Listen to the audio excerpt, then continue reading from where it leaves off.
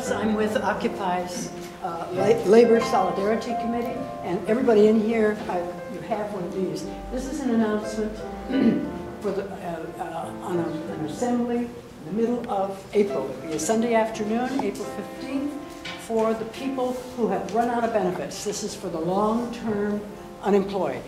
We have two thrusts. One will be to lobby to get a WPA started in this town and in this state, and another to start perhaps a labor party.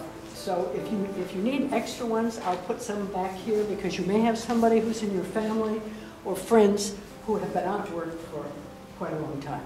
So thank you and have a good evening.